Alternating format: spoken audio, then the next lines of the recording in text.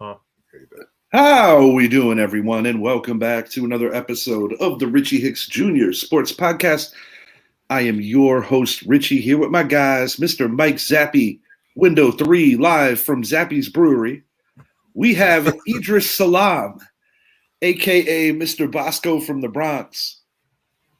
From currently Bosco Laboratory. And I am your host, Richie, here in beautiful St. Cloud, Florida. If you haven't already, please make it a point, like and subscribe to the channel, the Richie Hicks Jr. Sports Podcast on YouTube. And we are going to be hitting on a litany of topics tonight, ranging from Scottie Pippens, bringing some former teammates on the No Bull Tour. We've got my New York Rangers and my New York Knicks in action, going to hit on what happened in the NHL and the association for my favorite teams. Bart Scott ripping Joe Schoen, calling out Shane about the way he's been handling the Saquon Barkley situation. And we got Richie's top 10 players going into the 2024 season, as well as what they were ranked at. Zappy sent that to us in a group chat, so we are definitely going to divulge into some of that, as well as some potential free agent talk, trade talk. It's all on the table tonight. We are going to start with my New York Knicks in taking care of business. First game out of the break. Without OG, without Randall, the 76ers are without reigning MVP Joel Embiid. Big win for the New York Knicks tonight, and a much-needed one because they were slumping going into the break, losing 4 of 5. So a nice way to start the second half against a division rival. And with the what's going on, and with the what's up, man? And with the victory, I like where the Knicks are right now. I think the pretender amongst the top of the conference is actually the Cavaliers. I'm not totally buying into them despite their hot finish in the first half. But 26 games to go for the Knicks. It's going to be interesting. But I like what I'm seeing. I just hope that these guys could all congregate in time to get used to playing with each other. Julius Randle, no guarantee he's returning. He could opt for season-ending surgery. That would definitely be a tough blow for the team. OG should be back within the week, I would presume. Yeah. We're just like a game back of the Bucks, and we're up on the Sixers. We just our second blowout of them. Yeah, I know they didn't have Embiid, but we handled them the first time, and we're short-handed too. You know, we got Randall out, we got OG out. You know, so I'm not gonna sit there. I'm not gonna be like, oh well, they didn't have Embiid. Well, we've been hurting too. So yeah, Knicks have been hurting. They're getting used to playing shorthanded, which actually gives me a lot of positive feeling going into this final stretch. And let me tell Jay Bear, we won't be talking about the Baltimore Ravens today. Yeah, we might. He's a big Ravens fan, so there's if you ask me a question of what do I think the Ravens need to do this offseason, I'm sure we could talk about that. Oh yeah. Hey, no. The one thing, what I was going to say, if you look at the East right now, this was a much needed win for the Knicks. I don't care about the fact that Embiid wasn't there. Yeah. It's still a rivalry game. You're still missing Randall and OG, as you two alluded to. Mm-hmm. But when you look at the East right now, you look at, all right, it's Boston, but who's that second team? And everyone else is really fighting to be that team. Cleveland, I agree with you, Richie. I think Cleveland is the Minnesota Vikings of this year. I'm just not sold on them whatsoever. If there's a team that I say you need to watch out for, it'd be the Indiana Pacers.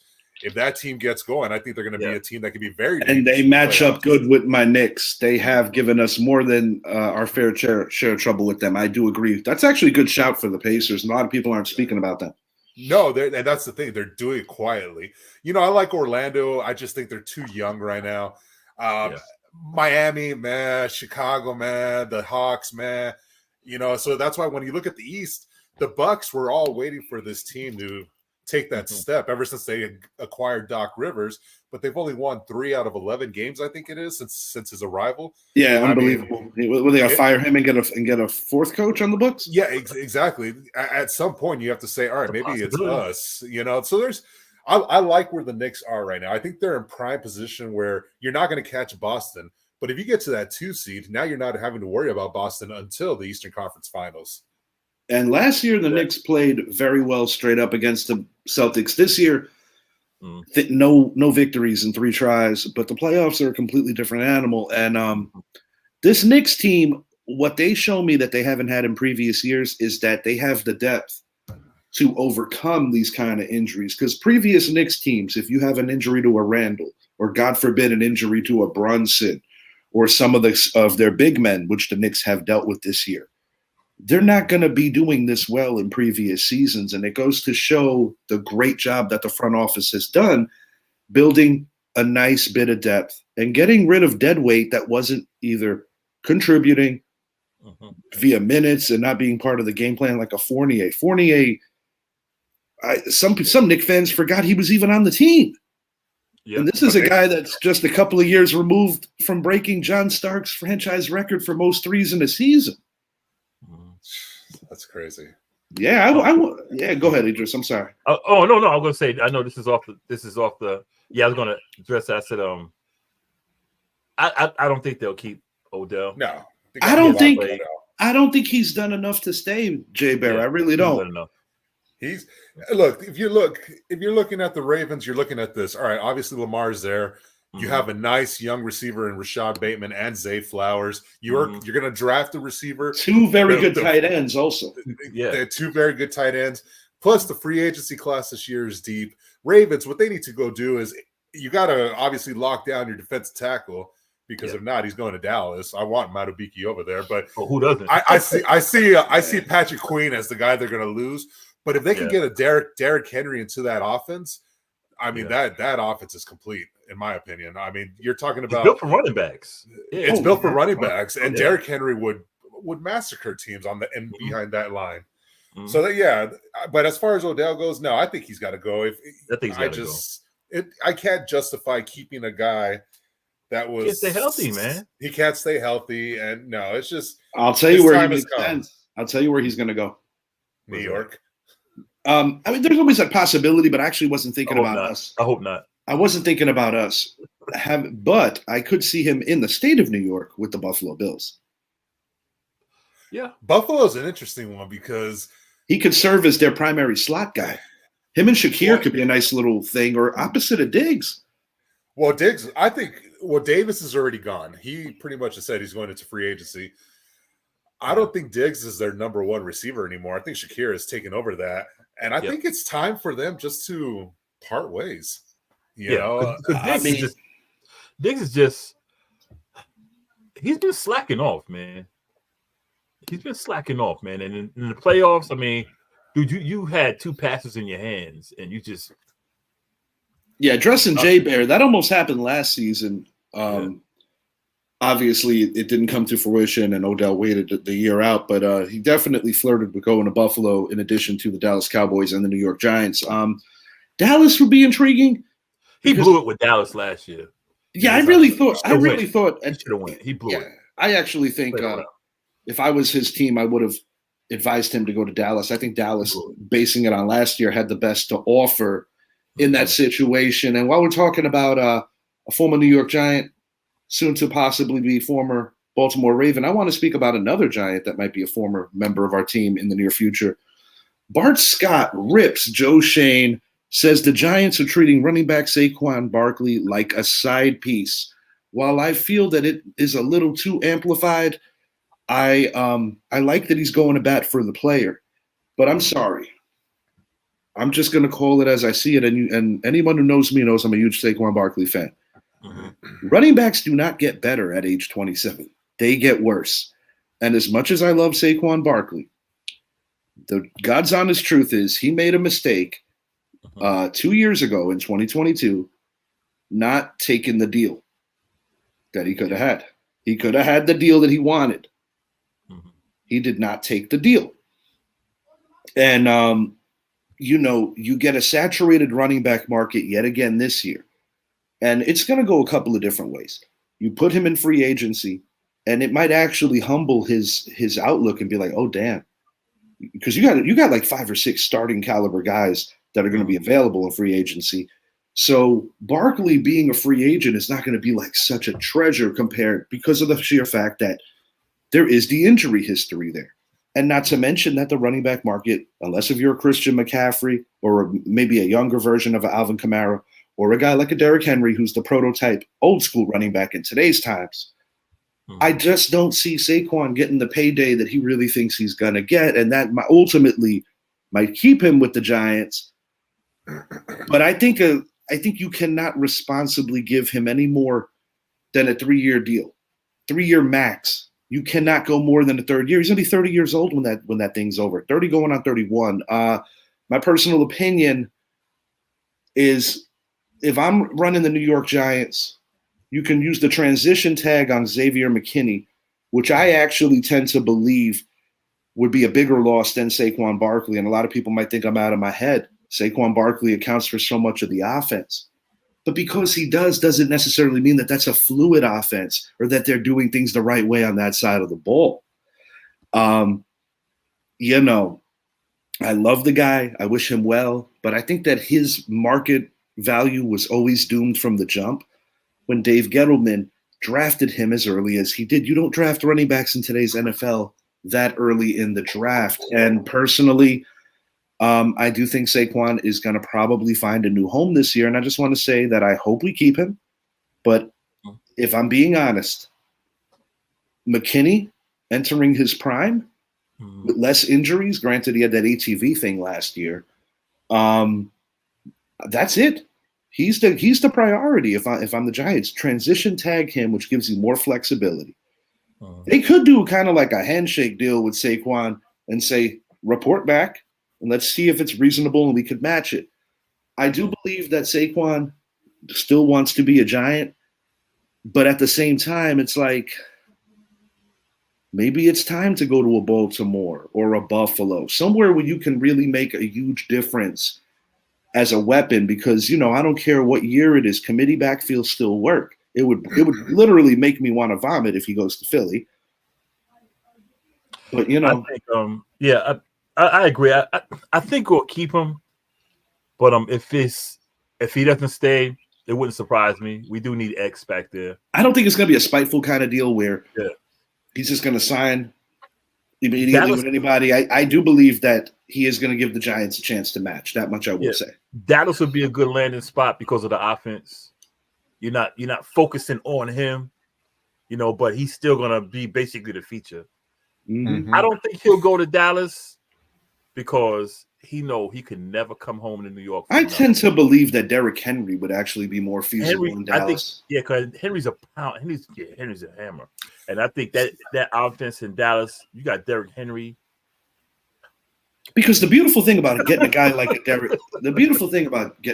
Derrick Henry in that offense in Dallas, Texas too. So the thing that's nice about it is that he basically keeps your offense responsible to where Dak is not going to have to throw the ball 35, 40 times a game like he has had to do in previous years. Because like the old adage says, every time you put that thing in the air, 3 things could happen, and 2 of them are not good. 2 are bad. Yeah. Yeah, you also got to look at for Saquon.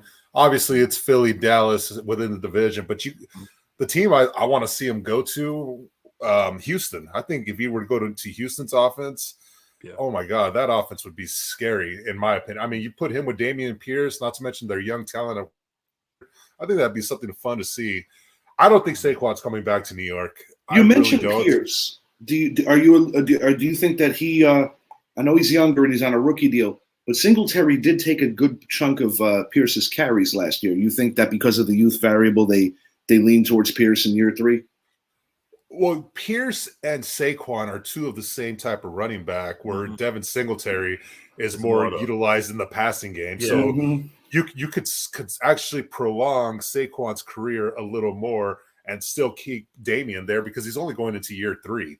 So there's plenty of things there, and that's the beautiful thing about signing a Devin Singletary to a low figure contract they got last year, and having Damian Pierce on what was he, a 5th, 6th round pick, something like that. Yeah. So you're not having to worry about it. As far as the Giants go, I think absolutely you got to worry about keeping X on that defense, because if there's one bright spot, it's him on that defense. You could see the defense is making those steps offensively. We already know you guys, your offensive line. Are you going to take your third tackle in 5 years, or are you going to go quarterback? There's so many things that the Giants need to go to. And I just don't think when you're that team right now, which looks like you're in a rebuild, I don't think it's worth keeping a guy like Saquon, because that's just taking away his salary. We've been in a rebuild since 20. And the crazy thing about you talked about the Giants defense last year. Yeah. They were tied with the Baltimore Ravens in takeaways. And it's the first time in 20 seasons that a team that had a plus 12 or better ratio plus side of turning the ball over versus taking it away, for them to have that kind of season just speaks to the ineptitude of the quarterback play from three different variables, not to mention, because there's 32 quarterbacks in the NFL. Yeah. And the highest one that we had ranked at 36. That was Tyrod. I think DeVito was like 38, and Jonesy was like in the 40s. So when you take that into consideration, there are guys that could be attained, but the Giants are in a weird place, because do you trade back to maybe to the middle of the first round to make sure that you could snag a J.J. McCarthy? Do you trade up with those 2 second-rounders to see if you could snag a guy, once again, like a J.J. McCarthy? Do you stay put and get the best tackle on the board? Because I will say this, while I would love to see Joe Alt fall to 6, I certainly wouldn't be upset if we take the right tackle from the Crimson Tide. I also think that could work out rather well.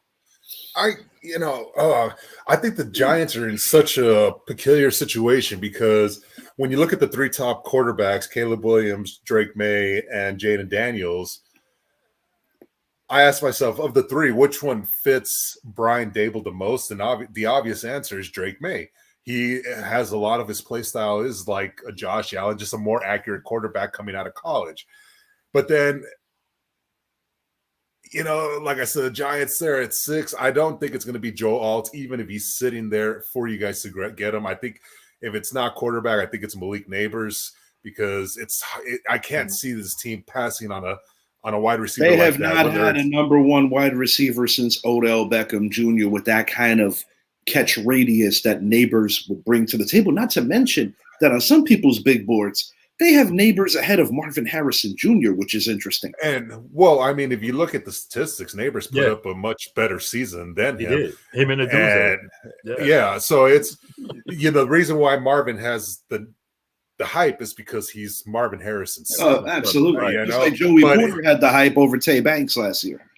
Yeah, so, but, going back to the Giants, I think for you guys, I really will not rule out the idea of you guys trading up from 6 to 2 or 3. Caleb is going 1. I think that's pretty much set in stone.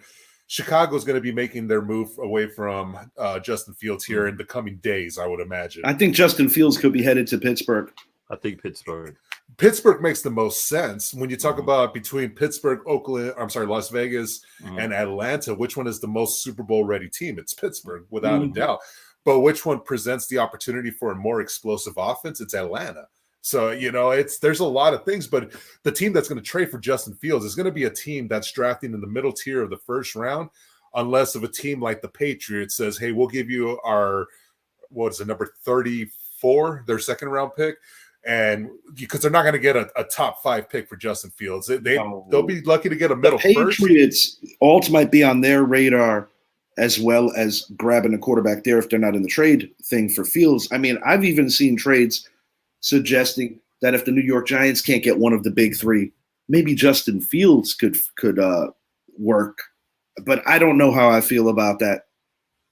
That's an interesting one, because, I mean, Justin Fields could work in a Brian Oddly enough, offense. if you track back how Justin Fields was obtained by the Chicago Bears, it was because of a trade with the New York Giants. So it's funny how things would come full circle if that is indeed the case. Yeah, you could say thank you to Dallas for that, for us trading back from 10 to 12 to allow Philly to get Devontae Smith.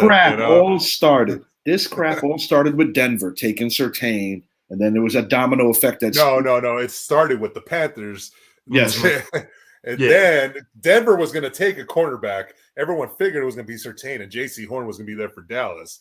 but the Panthers came out of nowhere. Hey, I'm not mad about it, I mean, we still ended up grabbing Kayvon Thibodeau with a pick next year. The other one was Evan Neal, so it's a 50-50. We did good with Kayvon. Kayvon is going to continue to get better in this league. As Evan Neal goes, that's part of the reason why I want the G-Men to go get a solid right tackle, because you could push Neal inside and potentially save his career. That's why I can't see you guys taking a Joe Alt. I can't see you taking a tackle, because you're not taking a tackle at number 6 to start on the right side. You have your left tackle, but you could definitely get your starting right tackle with one of your 2 second round picks. And you could still go to Notre Dame and potentially get him in round 3 or 4. Because they're both coming out this year. Oh, okay. I thought you were saying Joe Alt falling to 3 or 4. I was like, whoa. Oh no, I'm saying round 3. I'm saying round 3 or 4. You could go back to Notre Dame and get his guy that's opposite tackle, which still wouldn't be a terrible idea. No, it wouldn't. And there's plenty of tackles. There's plenty of guys. You can look at the Bartham, the interior offensive line out of Duke. He's a great guy that can play outside and inside. He's a guy that's definitely going to be there early in the second round, where if you're the Giants, I think that's a guy that fits perfectly on their offensive line. But yeah, I tend to agree. And before we go all the way through with everybody that we don't root for, me and Idris, I want to hit on my Rangers quickly. They beat up on the New Jersey Devils tonight, 5-1. They extend their win streak to 10. Let me tell you, man, it's not that the Rangers are just getting like the right schedule at the right time. They are beating quality teams. They outplayed a very strong Dallas Star team recently. They came from behind against the Islanders at MetLife Stadium. This game meant something because of the unceremonious dumping that the Rangers got at the hands of these Devils just a year ago, where most publications picked the Rangers to win in 5, and the Rangers were thoroughly embarrassed in that series after going up 2-0.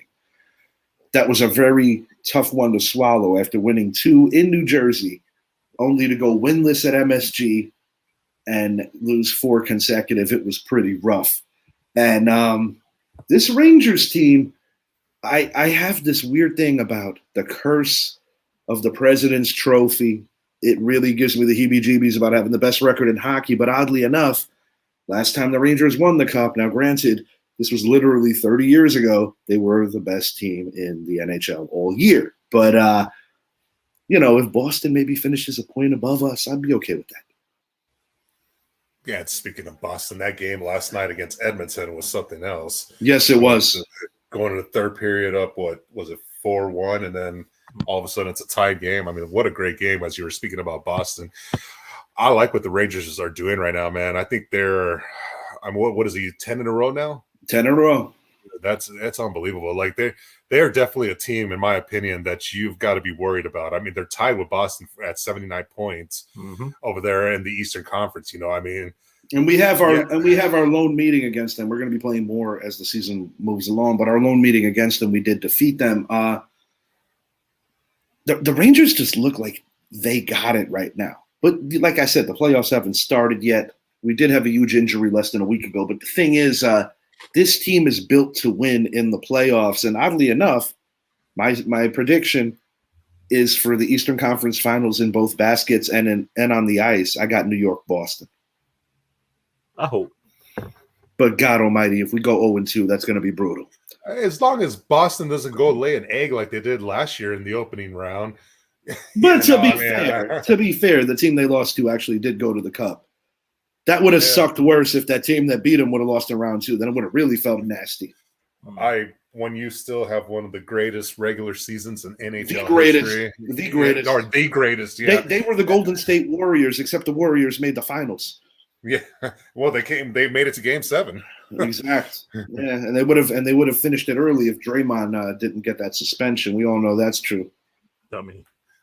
No, it's true. But yeah, I think it's gonna be fun, especially looking at hockey as the season is coming to an end. I mean, it's gonna be fun because I'm just between New York and Boston. I'm not sold on Boston. I they're the team, in my opinion. I think they're overachieving right now. I think they're overachieving. I don't see them as the team from last year. They're actually a lot younger, and that's why I say they're overachieving. A team that I always have to give my ultimate respect to in the Eastern Conference is the Tampa Bay Lightning, because they are always capable of surprising anyone, and it shouldn't be a surprise anymore, considering that this team, went to 3 straight Stanley Cup finals before last year finally not making the finals. They have been a thorn in our side going all the way back to 2015.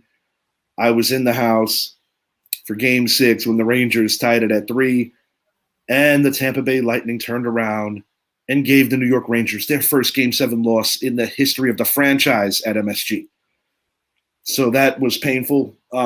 Tampa's got a great program. Can't sleep on the Florida Panthers either. They are the defending Eastern champions. And the thing with Carolina, they are so good at home, but I don't trust them on the road. So, and the Rangers already kind of got in their head a little bit too. So out west, it's a little more open. It goes without saying that the Golden Knights should be the favorite once the playoffs start. But I would say don't sleep on the Dallas Stars and do not sleep on the Colorado Avalanche. Yeah, I mean, Vancouver's leading the way in all of that'd be something. Right 30 years in the making. We rematch the Canucks. That would be.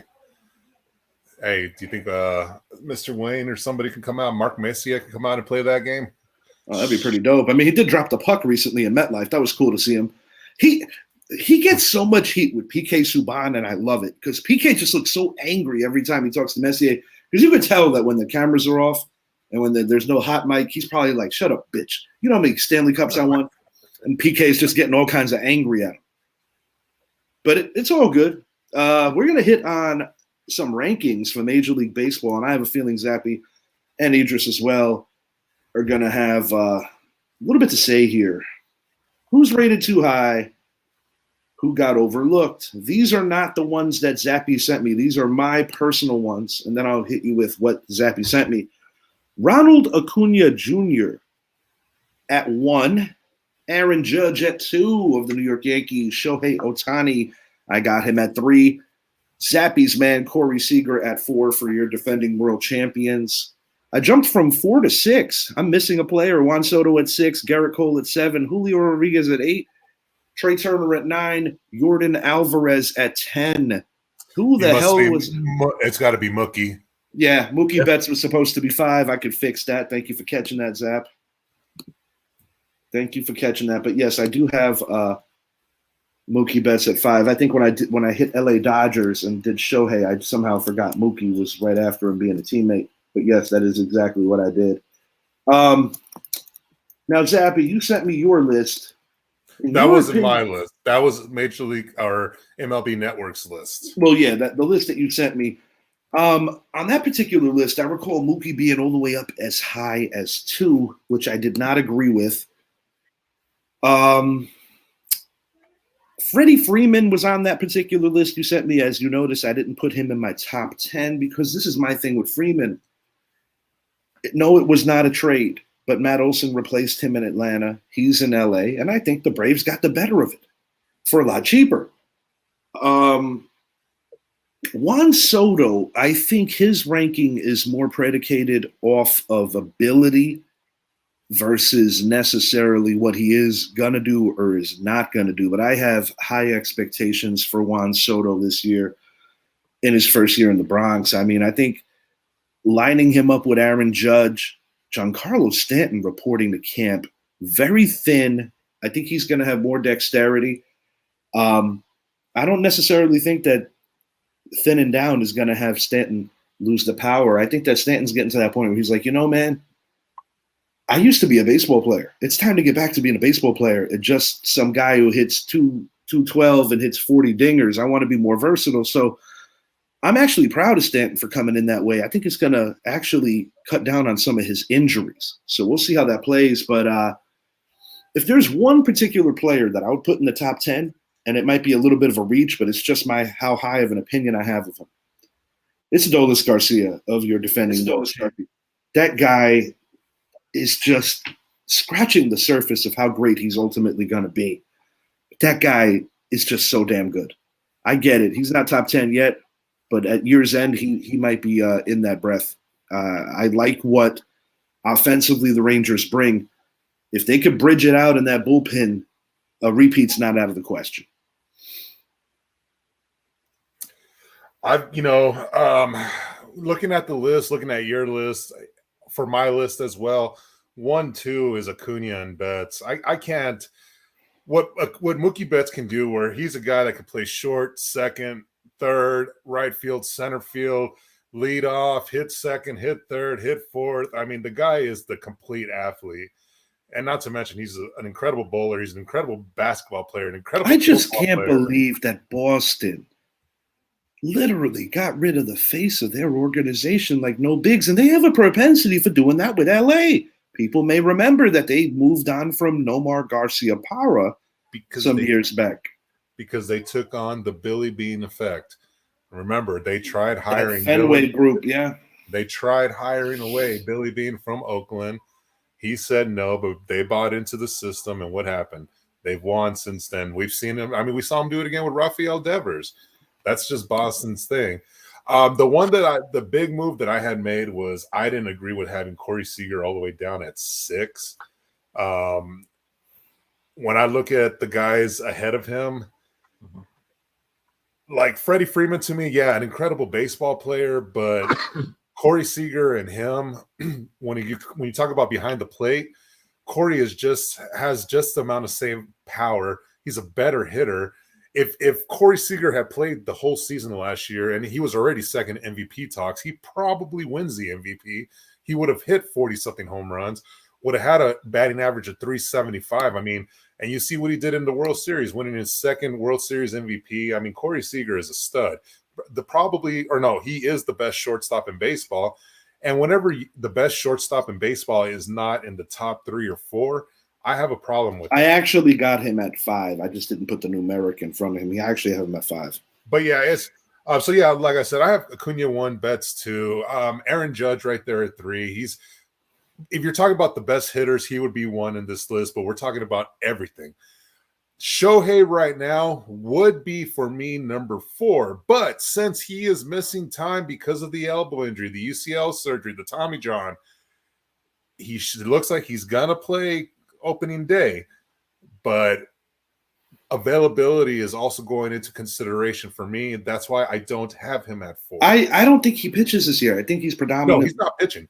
He's 100% he's not pitching, but even hitting, he said he required, I think, how many hits did he say he wanted to get during spring training? I cannot remember what his number was, but it's like, okay. And that's at the point where he says he knows he's ready to be at least the DH. But just get 2 hits, for one of the, for the $2 million that you're going to make this year. You backloaded that contract. That's freaking crazy. Get their 68 hits later. Yeah. But no, it's other than that, I mean, you have Trey Turner up there. I think a guy like a Bryce Harper should definitely still be a top 10 player. I think Adley Rutschman, I think he's going to be a top 10 player here very soon. Obviously, one of the Orioles' one of their many young stars. Austin Riley, I'm a huge fan of his, third baseman out of Atlanta. I think that guy does not get enough love, even playing on a team that consists of a Matt Olson, Acuna, Albies, Ozuna, and so on and so forth. Not even talking about the pitchers.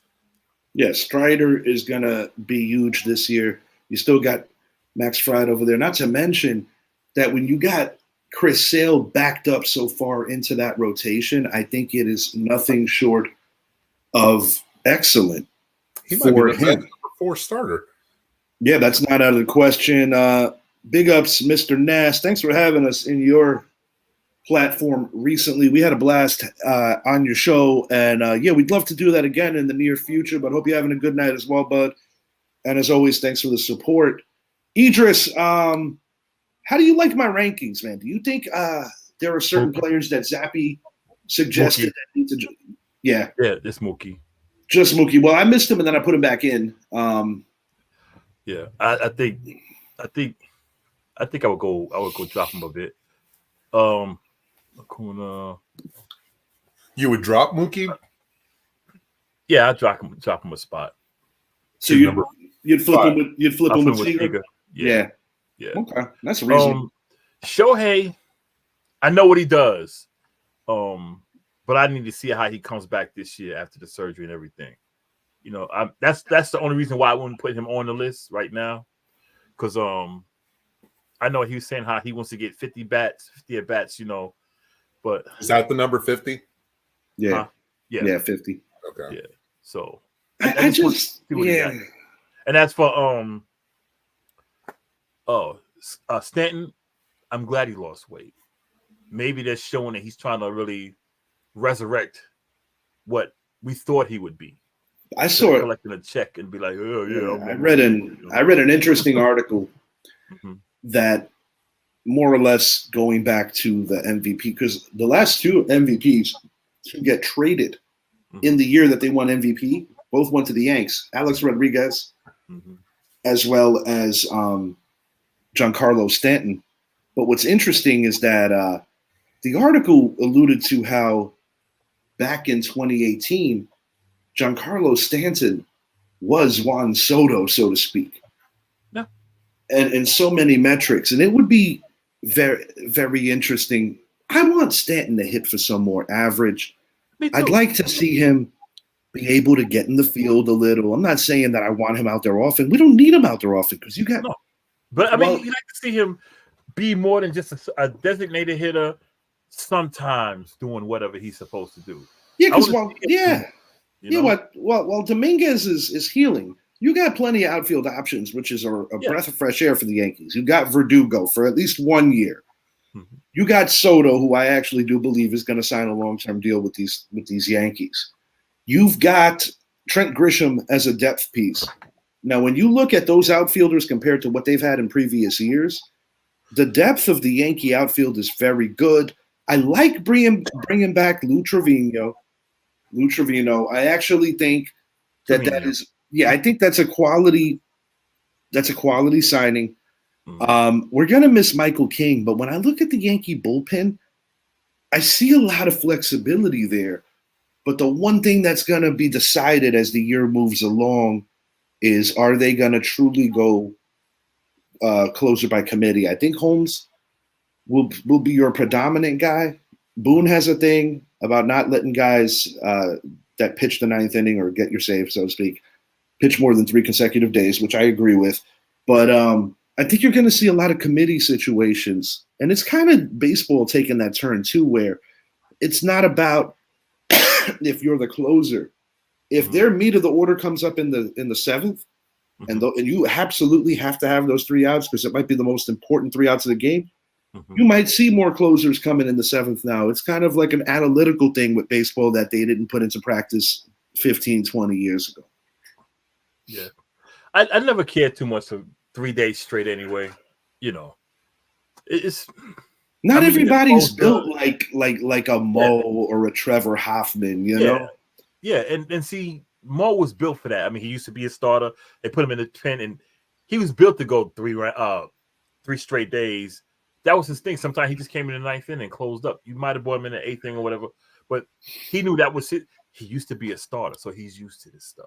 And what also changed that is that nowadays you have to face at least 3 batters, where in the old days you could have a guy pitch to one guy and then take him out. Like the Eric Gagne days. Yeah, for sure. Zappy, anything you want to add in addition, or just any other new direction you want to go in?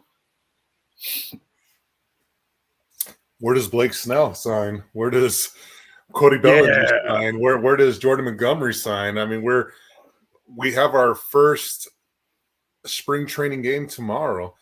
We should be getting in the next coming weeks where these guys are going, but are the rumors true? Are the Yankees still trying to go after another pitcher? Is Texas actually gonna proceed forward without going after Montgomery?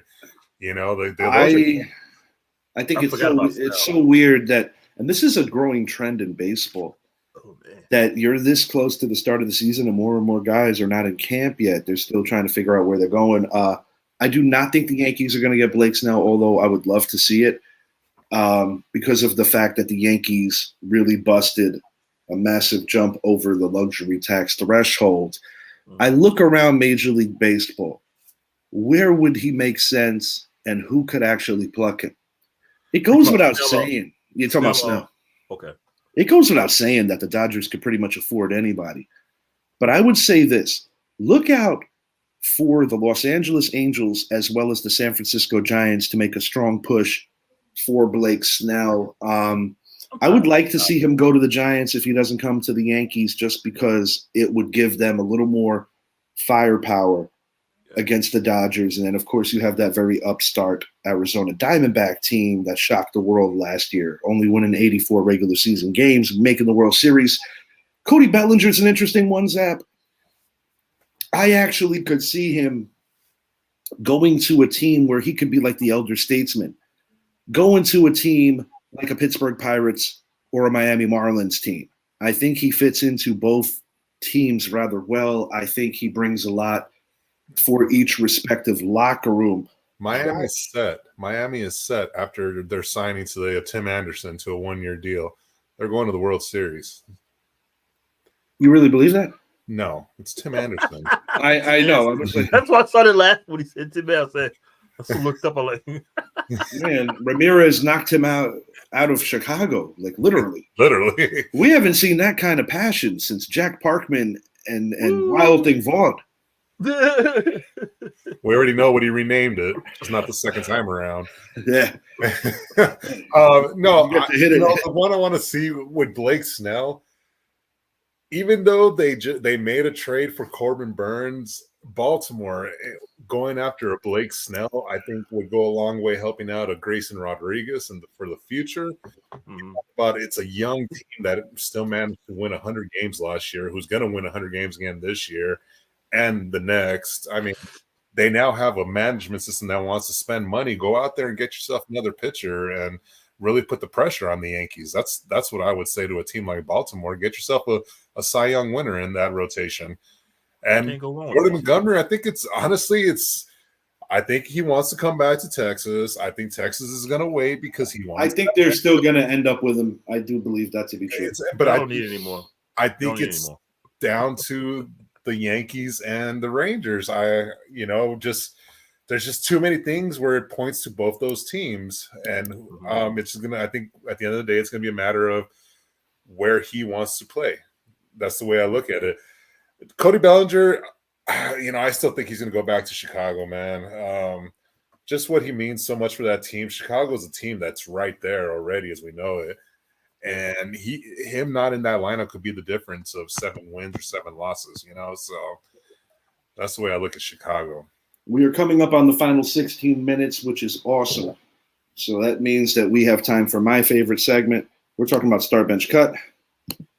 And in this, since we have been getting very detailed with our baseball talk, I'm going to let these guys do 2 rounds, and we're going to start here. So we'll see if somebody gets a clean sweep or a split tonight. Start Bench Cut. NL champs, ? Atlanta Braves, Los Angeles Dodgers, Philadelphia Phillies, or other. If Idris or Zappy doesn't care for one of these teams and they want to provide an argument for a third team differently, by all means, have at it. The floor is yours. I'm going to start Idris first in this round, and then in round 2, I will have Zappy go first. Idris, you are up. National League champs, Atlanta Braves, Los Angeles Dodgers, Philadelphia Phillies, or other. I'm going to start Atlanta, bench the Dodgers, cut Philly. No, I'm going to cut the Dodgers. Ooh, I like it. I'm going to bench Philly. I like it. Atlanta is who they are. I think they should have won. They should have got further last year, but I mean, damn Phillies. Damn Phillies. The Phillies.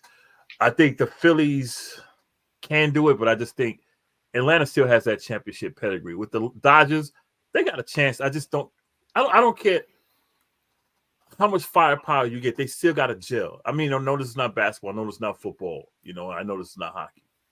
But look where they've been the last 4 or 5 years. At the end of the day, dude, if it's like year 3 or 4, even before that, if it's like year 3 of Shohei, and these dudes don't at minimum win the NL, I actually think Dave Roberts is out. So you're cutting the. We don't know what Shohei's going to do. Like I said, we don't know what he's going to do. No, you don't. It's a lot of money on Yamamoto and Shohei. Yeah, and a lot of pressure. It's the same city, but a lot more pressure now that you're wearing the blue versus the red for the Angels. So you're going Atlanta to start. Most people's opinion, the best team in baseball. Okay, you're cutting the Dodgers. I like it because I hate the Dodgers. Me too. I can't stand them. Oh, God, I hate them. Mr. Zappy, you are up.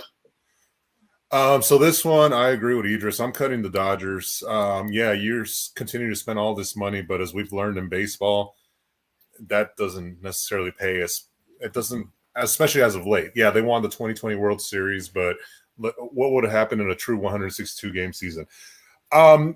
I was going to also start the Braves, but I actually am going to flip it. I'm going to bench the Braves. The reason why, yes, they won the World Series a few years ago. The last few years, the Phillies have owned them. And for some reason, the Phillies are the Braves' kryptonite. And when you look at the Phillies, they get there, but they have this postseason thing about them that they just know how to play ball. Yes. So for that reason, I'm going to start the Phillies. I'm going to bench the Braves. Dodgers, you got to show me more. Braves, you got to show me more. Especially when you look at the amount of talent you have. Austin Riley, Ozzie Albies, Matt Olson, they're loaded. Acuna, They gotta be able to beat the. They got to be able to beat the Phillies because that's really their Waterloo. It's the Phillies. It's not the Dodgers. It's the Phillies. But so my order is pretty much is based on this. The Philadelphia Phillies were the most recent team out of the three to be in the World Series, followed by the Braves, followed by the Dodgers. So that's how I'm basing my order, and plus how head-to-head experience during the playoffs. So yeah, start Phillies, bench Braves, cut Dodgers. I like the way both of you spoke on this. I'm going to give you a tie going into round two, but I want to share my 2 cents on this. I did give you the option of or other. Hold up before you go. Yeah, go ahead. I'll be honest with you. I'm gonna be the good guy. I'm gonna concede this to Zappy. I'm gonna tell you why, because the point he made about the Phillies and how they've been Atlanta's kryptonite.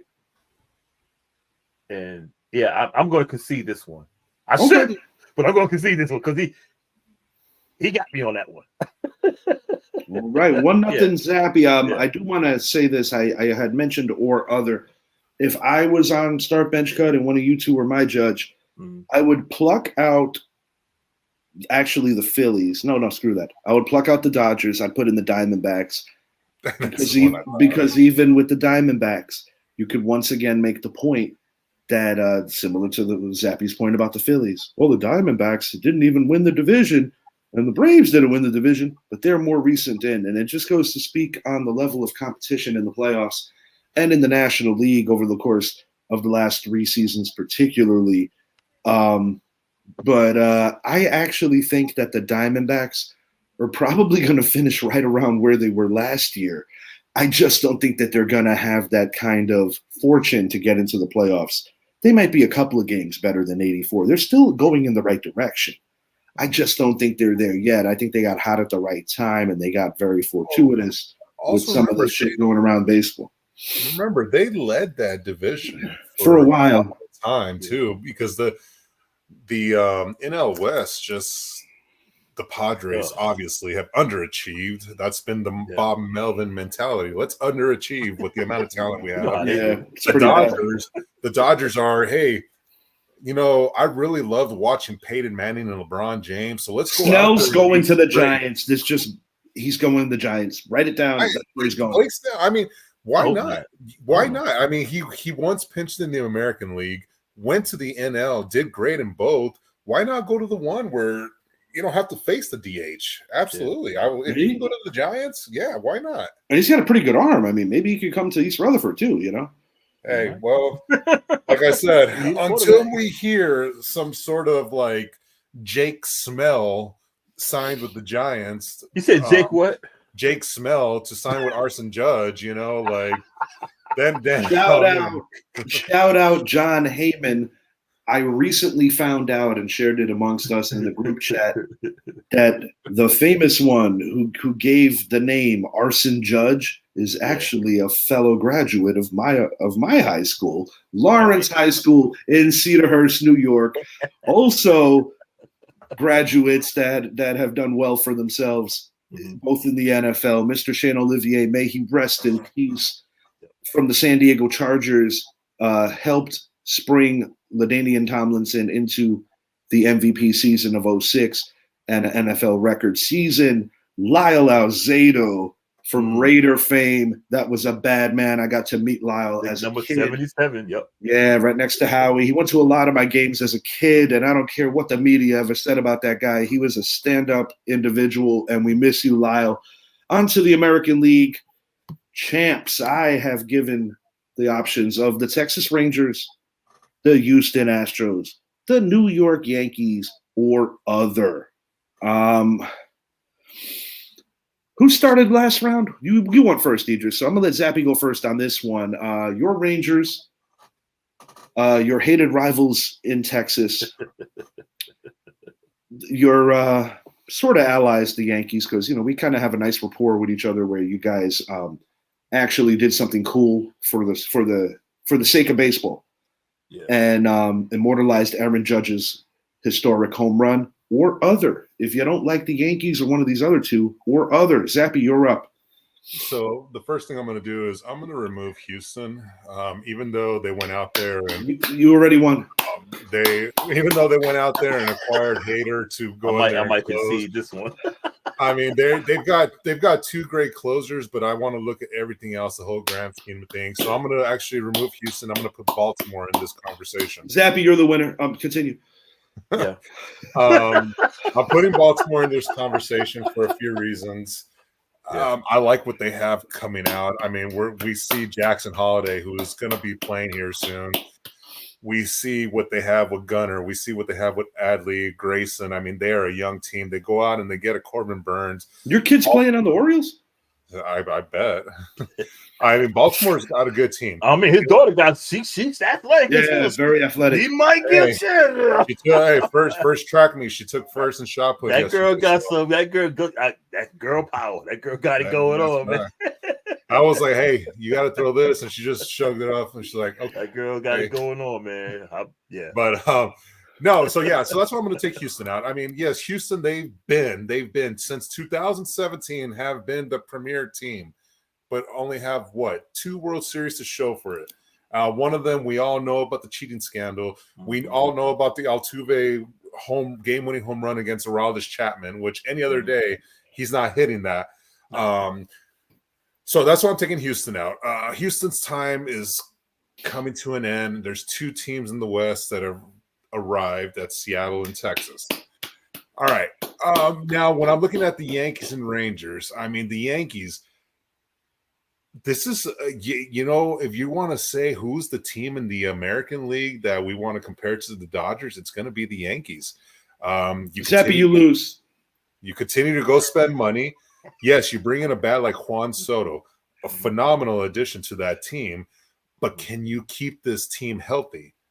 And we have seen that health has been an issue. We're waiting on Jason Dominguez to come back from the Dodgers fixed their wall, so Arson should be okay. And then Texas. All right. Texas has arguably the best manager in baseball right now in Bruce Bochy. I don't think it's much of an argument. That's not an argument. Yeah, that's he knows how. Yeah, it's not.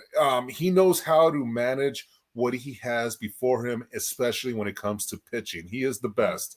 If you ask me between these 3 teams, the Rangers, the Orioles, the Yankees, which one has the best hitting team? It's the Rangers. If you ask me which one has the best pitching, I'm going to probably lean towards the Yankees. But if you ask me which one has the best durability, I'm going to probably go with the Rangers. I'm going to cut the Baltimore Orioles because I believe the Yankees, I just can't see them conceding to this division again. I think I think the Baltimore is going to be right there. I think the Yankees will be right there. I think I'm going to cut the Orioles. I am going to bench the Yankees for the sole reason of Bruce Bochy. The Rangers have some incredible talent hitting. We have 2 candidates at Rookie of the Year between Evan Carter and Wyatt Langford.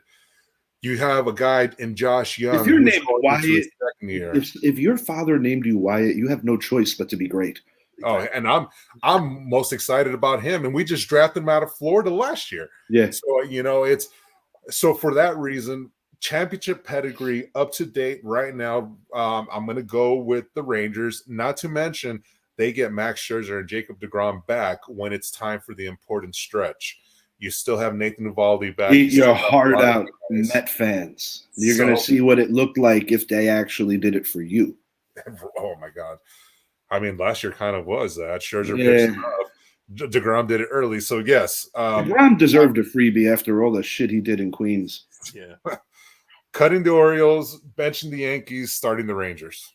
The reason, similar to Zappy's train of thought, why I didn't add the Baltimore Orioles and I put the Yankees there, I'm almost 100 with Zappy in agreement. There's one thing I disagree on.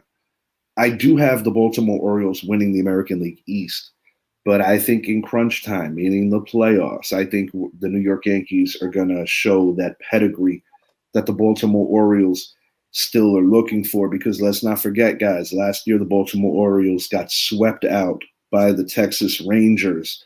And while me and Zappy, I think, had a decent enough vision that that's the way it was going to go, I think a lot of people didn't see it that way.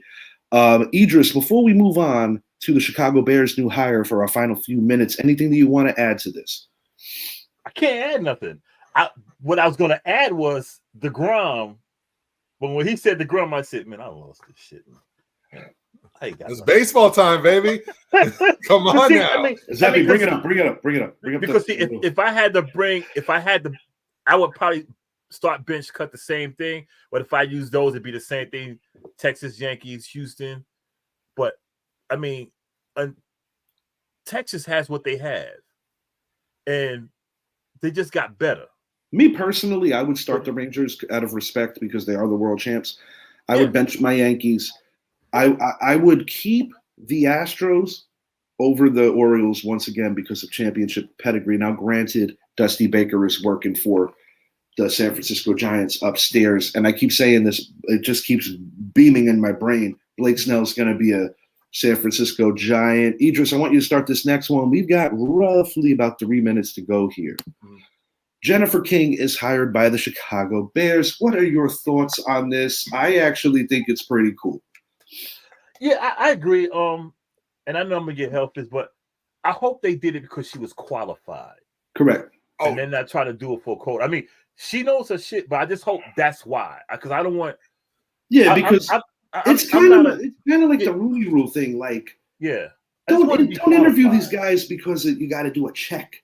Interview these guys because you actually are considering bringing them in and putting a headset on them. But they're more than qualified for sure. I actually did a little bit of reading. Yeah. I mean, I hope that's the reason why they did it. You know? Yeah, if you look at her resume, you look at everything. This is a promotion. I think that she's more than qualified for the position, and I also think it's because she's very respected already. That's what I hope. That's why they did hire her for. No, that's why I want. Yeah. I honestly believe, gentlemen, that we're in the year 2024 that, I mean, we're seeing more women transition to male sports, especially at the coaching realm. I think we're going to see it a lot more as generations are accepting it. You know, the older generations are probably still going to be the ones that are going to be all grumpy about it. But the younger generations, I think it's great. I don't think it was whatsoever because she's black or because she's a female. I think it's because she is a more than qualified individual that knows her crap. I got a question for both of you. Go ahead. And be straight up. If you had to draft one of these players right now,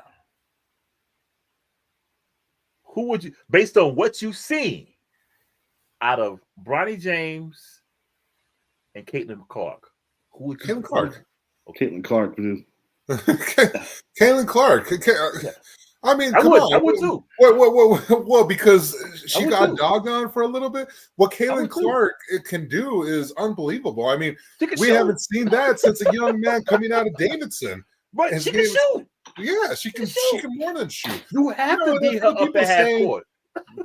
And and for that comment that was made that if Brittany was shooting from her 3-point line, she may have won. Like, no, that girl stood out there, shot from an NBA 3 and made 26 points. I mean, no. Yeah. Caitlin Clark, 100%. 100%. Yeah, me too. Bronny James, no. Like, what? He's not he's not even an average college player right now. The problem with Bronny is that it's way more worse than if you have the Manning curse. Because yes, the Mannings pulled their weight a little bit too, and Eli had to really prove it. I hope in Bronny's case he's able to, but I do not see him even in the stratosphere of who his father is. I want to keep talking, but we got to go. For Zappy, for Idris, this was an excellent show. Really enjoyed it. I'm Richie. Have a great night, everyone, and thank you for staying up late and hanging with us. For the boys, we are out. Baseball is around the corner. Peace.